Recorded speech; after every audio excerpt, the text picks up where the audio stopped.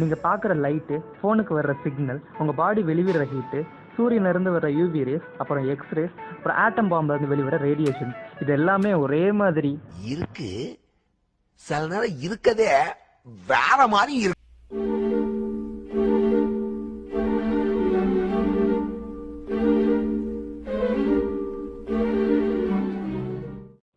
இப்போ முன்னாடி சொன்ன எல்லா வேவ்ஸுமே ஒரு வகையான எலக்ட்ரோ மேக்னெட்டிக் ரேடியேஷன் தான்.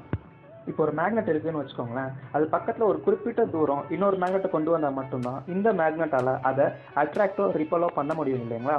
இந்த ஏரியாவை தான் மேக்னெட்டிக் ஃபீல்டுன்னு சொல்லுவோம். இதே ஏரியா ஒரு எலக்ட்ரிக் சார்ஜுக்கு இருந்துச்சுன்னா அது எலக்ட்ரிக் ஃபீல்டுன்னு சொல்லுவோம்.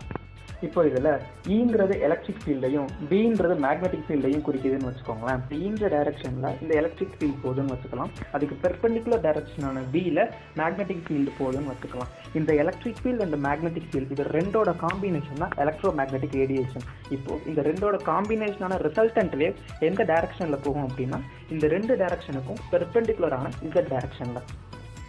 இப்போ இந்த எலக்ட்ரோ மேக்னெட்டிக் ரேடியேஷனோட வேவ் லென்த் அதிகமாக அதோட ஃப்ரீக்வன்சி குறையும், அதோட வேவ் லென்த் கம்மியாக அதோட ஃப்ரீக்வன்சி அதிகமாகும், அதே மாதிரி அதோட எனர்ஜியும் அதிகமாகும்.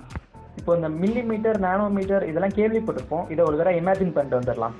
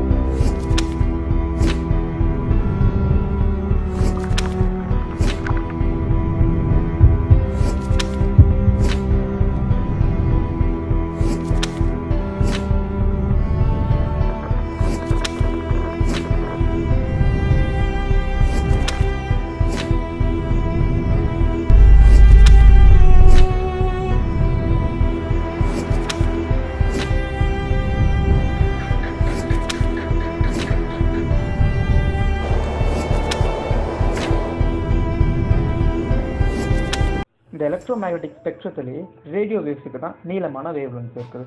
அதோட ஒரு வேவோட லென்த் பார்த்தீங்கன்னா கிட்டத்தட்ட ஒரு ஃபுட்பால் கிரவுண்ட் அளவுக்கு நீளமாக இருக்கும். அஃப்கோர்ஸ் இதை நம்ம கண்ணால் பார்க்க முடியாது.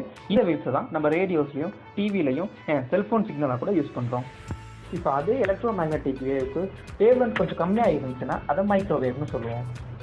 நம்ம மைக்ரோவேவ் ஓவனில் நம்ம சாப்பாடை ஹீட் பண்ணுறதுக்கு இதே மைக்ரோவேவ்ஸ் தான் யூஸ் பண்ணுறோம். சேட்டலைட்ஸை யூஸ் பண்ணுற மொபைல் ஃபோன்ஸும் இந்த மைக்ரோவேவ்ஸை தான் யூஸ் பண்ணுது. மற்ற வேவ்ஸை விட இந்த மேகங்களையும் தூசுகளையும் ஊடுருவி போகிற சக்தி இந்த மைக்ரோவேவ்ஸ் இருக்குது. அதனால தான் இதை ரேடாரில் கூட யூஸ் பண்ணுறாங்க.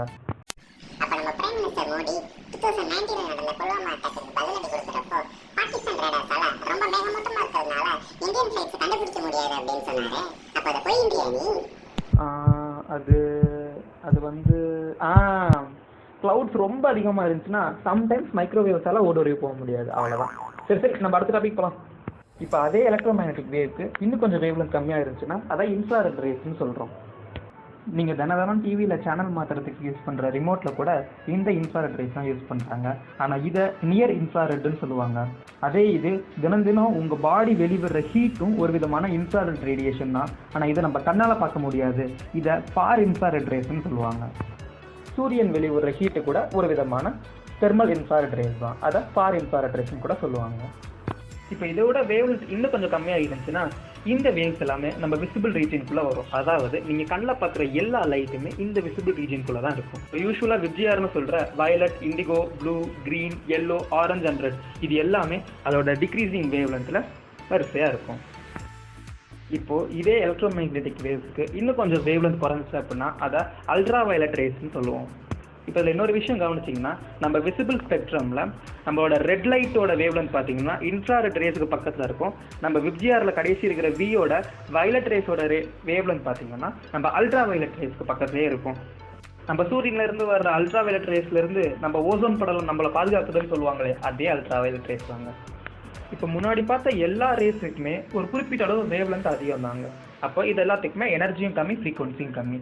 இப்போ அதுக்கு அடுத்து வர எக்ஸ்ரேக்கு இது எல்லாத்தையும் விட வேவ் லென்த் ரொம்பவே கம்மி. ஸோ எனர்ஜி கொஞ்சம் அதிகமாகவே இருக்கும்.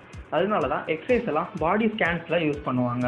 அந்த எக்ஸ்ரேனால உடம்புல இருக்க எல்லா பகுதியும் ஊடுருவி பின்னாடி வந்துட முடியும், ஆனால் நம்மளோட எலும்புகளை தவிர. அதனால தான் எலும்புல ஏதாச்சும் ஃப்ராக்சர் இருந்துச்சுன்னா எக்ஸ்ரேஸ் யூஸ் பண்ணி கண்டுபிடிப்பாங்க.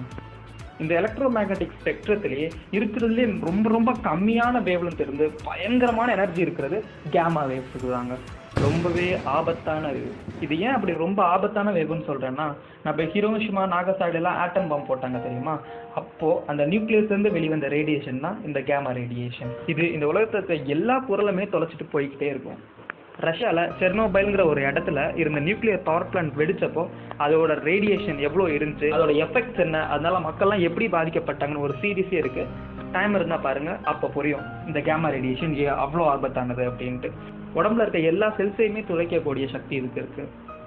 ஆனால் இதே காமா ரேடியேஷனை கொஞ்சம் கரெக்டாக ஹேண்டில் பண்ணாங்க அப்படின்னா கேன்சரை க்யூர் பண்ணுறதுக்கு கூட யூஸ் பண்ணுவாங்க. ஆனால் அந்த நியூக்ளியர் எக்ஸ்ப்ளோஷன்ஸ் அப்போ இதே காமா ரேடியேஷன் தான் பல்லாயிரக்கணக்கான பேரோட கேன்சருக்கு காரணமாக இருந்து கொண்டுச்சு.